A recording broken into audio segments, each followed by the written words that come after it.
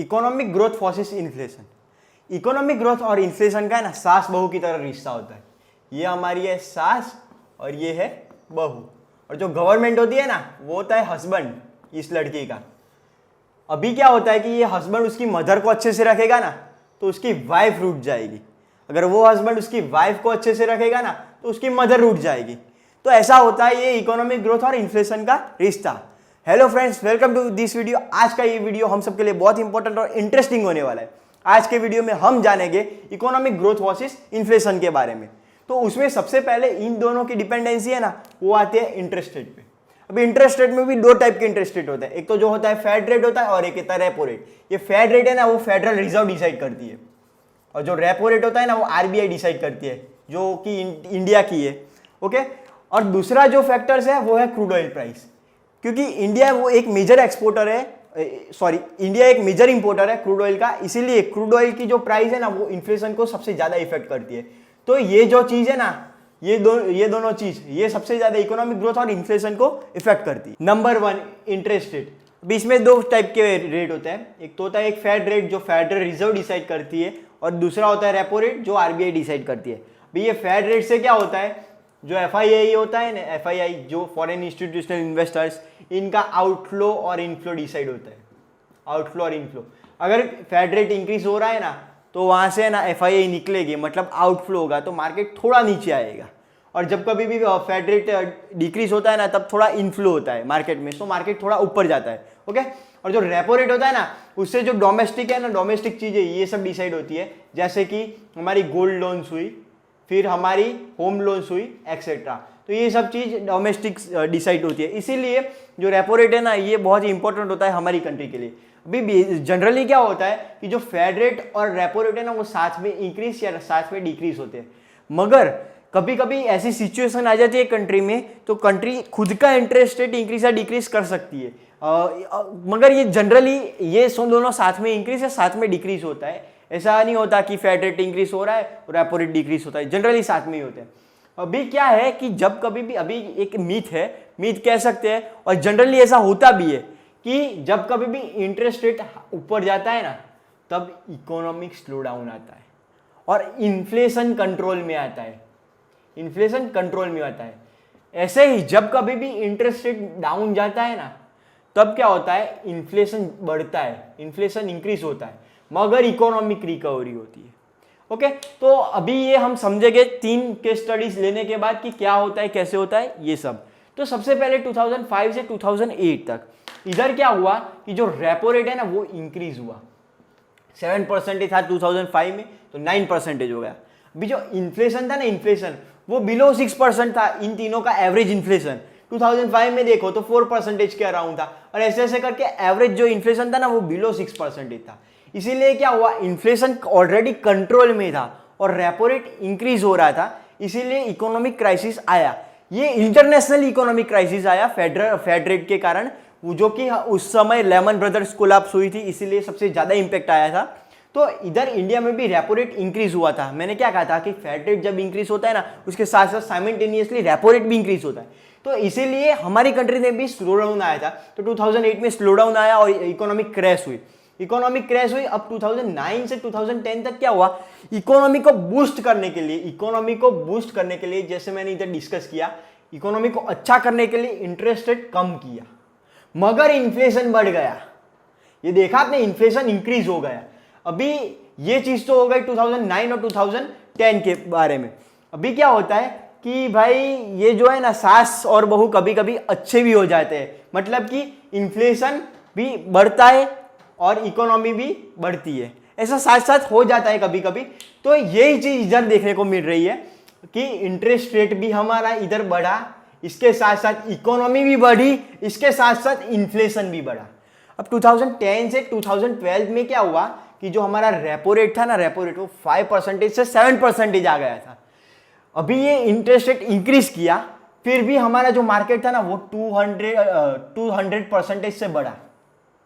इसके बारे में हम बाद में बात करेंगे कि ये क्यों बढ़ा 2010 से 2012 तक, मतलब जनरली हम 2009 से 2012 की बात करने वाले हैं। तो यही टॉपिक है, उसमें आप पीछे आगे वाले वीडियो में देखो, मतलब आगे वाले थोड़े समय के बाद देख लोगे जब क्रूड ऑयल की बात करेंगे हम।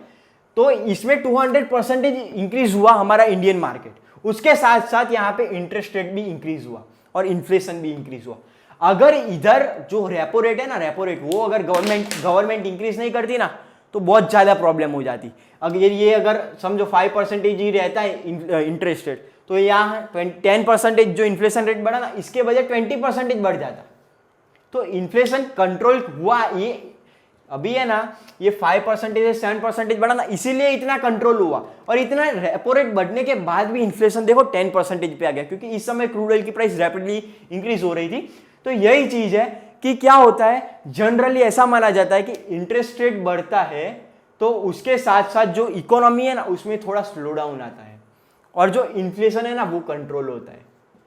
मगर जब कभी कभी ऐसा भी होता है कि जब इन्फ्लेशन भी बढ़ रहा है, उसके साथ साथ इंटरेस्ट रेट भी बढ़ रहा है, जैसे कि हमने 2010 और 2012 में देखा, और उसके साथ साथ इन्फ्लेशन, इंटरेस्ट रेट, उसके साथ साथ इकोनॉमी भी बढ़ रही है। Second, crude oil price. जो क्रूड ऑयल है ना, वो इंडिया के लिए बहुत इंपॉर्टेंट होता है उसकी प्राइस, क्योंकि इंडिया है ना 40% का टोटल इंपोर्ट है ना क्रूड ऑयल से आता है। जो टोटल इंपोर्ट होता है ना, उसका 40% क्रूड ऑयल से आता है। इसलिए जब कभी भी क्रूड ऑयल की प्राइस इंक्रीज होती है, तब इंडिया में जो इन्फ्लेशन है ना, वो इंक्रीज होता है। और जब कभी भी क्रूड ऑयल की प्राइस डिक्रीज होती है, इंडिया में इन्फ्लेशन डिक्रीज होता है। अभी जो क्रूड ऑयल है ना, क्रूड ऑयल की price according to the analysis, जब क्रूड ऑयल की प्राइस 20% से इंक्रीज होती है ना, तब इंडिया में 1% के अराउंड इन्फ्लेशन इंक्रीज होता है। अभी इसमें हम दो ईयर की स्टडी लेने वाले हैं, एक तो 2011 से 2013 तक और 2009 से 2012 तक। जनरली क्या होता है कि जब कभी इन्फ्लेशन इंक्रीज होता है ना, तब इकोनॉमिक स्लो डाउन आता है। मगर ऐसा जनरली ऐसा होता है, मगर कभी कभी है ना, इकोनॉमिक सिचुएशन पे भी डिपेंडेंट होता है। तो आज के यही केस स्टडी में हम देखेंगे कि क्या होता है। ओके, तो सबसे पहले 2011 से 2013, इधर जो क्रूड ऑयल की प्राइस थी ना, एवरेज वो $94 पर बैरल थी, जो कि बहुत ही हाई कहलाती है।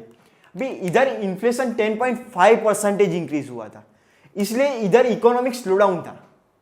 मगर ये हम देखो 2009 से लेकर 2012 तक एवरेज क्रूड ऑयल की प्राइस $90 पर बैरल थी, और यहां पे इन्फ्लेशन था 10%। पर इधर जो इकोनॉमी है इंडिया की, वो 200 to 300% बढ़ी, 200 to 300% बढ़ी। मतलब इकोनॉमी भी बढ़ी और जो हमारा इन्फ्लेशन है वो भी बढ़ा। अभी इधर क्या हुआ कि इकोनॉमी तो गिरी और इन्फ्लेशन बढ़ा, तो ये ऐसा क्यों हुआ, तो उसके हम एनालिसिस करने वाले हैं। अभी इधर क्या हुआ, 2011 से 2013 तक जो हमारा एक्सपोर्ट था ना, जो हमारा एक्सपोर्ट था ना, वो नहीं बढ़ा था। ऑलमोस्ट 2011 से लेकर 13 तक ये स्टेबल रहा था, जो कि अराउंड था $440 बिलियन के अराउंड, $440 बिलियन के अराउंड।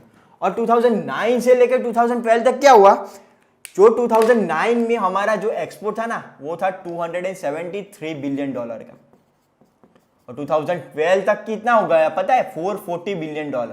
मतलब इधर क्या हुआ कि हमारा एक्सपोर्ट बढ़ा ना, इसीलिए इन्फ्लेशन भी बढ़ा। चलो इन्फ्लेशन तो बढ़ा, मगर एक्सपोर्ट बढ़ा ना, इसीलिए हमारी इकोनॉमी अच्छी हुई, इसीलिए इतना इंपैक्ट नहीं आया हमारी इकोनॉमी को।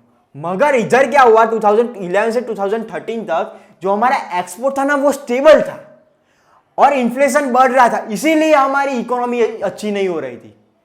जो कंक्लूजन क्या है कि जब कभी भी एक्सपोर्ट रेवेन्यू बढ़ता है किसी कंट्री का और इन्फ्लेशन बढ़ रहा है, तो इकोनॉमिक अच्छे होने के चांसेस है।